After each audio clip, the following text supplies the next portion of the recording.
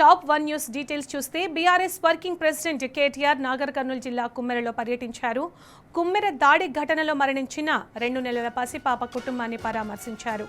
కుమ్మెర మల్లన్న జాతరలో కాంగ్రెస్ నాయకులు కుల వివక్ష చూపుతూ చాకలి చంద్రకళ కుటుంబంపై అమానుషంగా దాడికి దిగారు. ఈ ఘటనలో 2 నెలల పసిపాప తీవ్రంగా గాయపడి చికిత్స పొందుతూ మృతి చెందింది. అటు బాధితులకు న్యాయం చేయాల్సిన పోలీసులే ఉల్టా కేసు నమోదు చేయడంతో ప్రస్తుతం వాళ్లు భయంతో గ్రామం వదిలి నాగర్ కర్నూల్లో తలదాచుకుంటున్నారు. ఈ నేపథ్యంలో కేటీఆర్ బాధిత కుటుంబాన్ని కలిసి దాడి జరిగిన తీరును అడిగి తెలుసుకున్నారు. బాధితులకు అండగా ఉంటామని భరోసా ఇచ్చారు. కేటీఆర్ వెంట పాలమూరుకు చెందిన మాజీ మంత్రులు, పార్టీ నేతలు కూడా ఉన్నారు.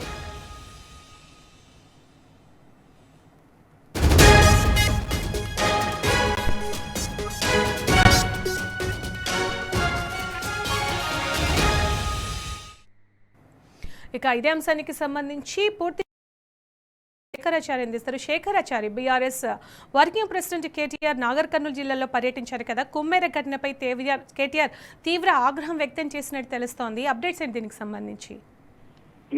నాగర్ కర్నూలు జిల్లా కేంద్రంలో ఈరోజు కేటీఆర్ పర్యటించారు. అయితే కుమ్మెర జాతరలో జరిగినటువంటి ఒక ఇన్సిడెంట్ కి సంబంధించి ఒక పాశవికమైనటువంటి దాడి, ఏమైనటువంటి దాడి, కుల వివక్ష చూపినటువంటి దాడిలో గాయపడి ఒక చిన్నారి 2 నెలల చిన్నారి మృతి చెందడంతో ఈ వార్త అంతా కూడా పూర్తి రాష్ట్ర స్థాయిలో కూడా సంచలనం రేకెత్తిస్తుంది.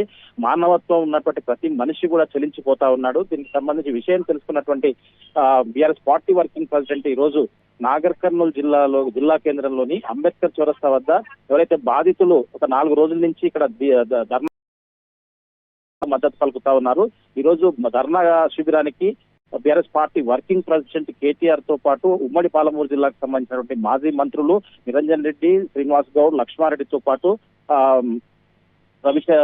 రాజ్యసభ సభ్యుడు రవిచంద్రతో పాటు గోరెటి వెంకన్న, పాలమూరుకు సంబంధించినటువంటి కవి వాగ్గేయకారుడు గోరెటి వెంకన్నతో పాటు మాజీ ఎమ్మెల్యే మర్రి జనార్దన్ రెడ్డి, ఆల వెంకటేశ్వర రెడ్డితో పాటు చాలా మంది, అంజయ్ యాదవ్, చాలా మంది కూడా కేటీఆర్ వెంట వచ్చారు. వచ్చి దీక్షా శిబిరంలో బాధితులను పరామర్శించి జరిగినటువంటి విషయాన్ని కూలంకుషంగా కేటీఆర్ వాళ్ళని అడిగి తెలుసుకున్నటువంటి పరిస్థితి అక్కడ ఉన్నది. దాంతో పాటుగా ఎవరు కూడా మీరు అధైర్యపడొద్దు, మేమంతా ఉన్నామని చెప్పేసి కొంతమంది కుల వివక్ష చూపి రాజకీయంగా పబ్బం గడుపుకున్నటువంటి కొంతమంది కాంగ్రెస్ నాయకుల వల్ల ఇదంతా జరిగిందని చెప్పేసి బాధితులు ధైర్యం కోల్పోవద్దని చెప్పేసి సమాజం అంతా కూడా మీ వెంట ఉందని చెప్పేసి వాళ్లకు మనోధైర్యాన్ని కేటీఆర్ గారు కల్పించినటువంటి పరిస్థితి కనిపించింది.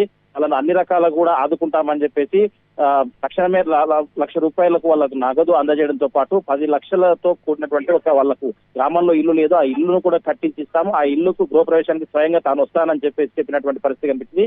ఈ సందర్భంలో ఆయన మాట్లాడుతూ చాలా తీవ్ర స్వరంతో మాట్లాడినటువంటి పరిస్థితి కనిపిస్తుంది. ఎందుకు ఈ కుల వివక్ష చూపించారు, అలాంటి వాళ్ళు కుల వివక్ష చూపించారంటే ఎవరు అంటే కులమతాలు కాదు ఇక్కడ కావాల్సింది, తప్పు చేసిన వారిని ఎవరిని కూడా వదలొద్దని చెప్పేసి పూర్తి స్థాయిలో ప్రభుత్వం దీనిపైన చర్యలు తీసుకొని వాళ్ళను వెంటనే వాళ్ళను మర్డర్ కేసులు తీసి వాళ్ళను జైల్లో పంపించాలని చెప్పేసి బాధితులకు న్యాయం చేయాలని చెప్పేసి కూడా ఆయన డిమాండ్ చేసినటువంటి పరిస్థితి కనిపించింది. ఆయన అంటే భారీ సంఖ్యలో బీఆర్ఎస్ శ్రేణులు కూడా వాళ్ళకు మద్దతుగా నిలిచినటువంటి పరిస్థితి కనిపిస్తుంది. కేటీఆర్ రాకతో ఇక్కడ నాగర్ కర్నూలు అంతా కూడా కొంత పూర్తి స్థాయిలో కూడా పెద్ద సంఖ్యలో భారీ సంఖ్యలో కూడా శ్రేణులు హాజరైనటువంటి పరిస్థితి కనిపిస్తుంది. Thank you Shekharachari.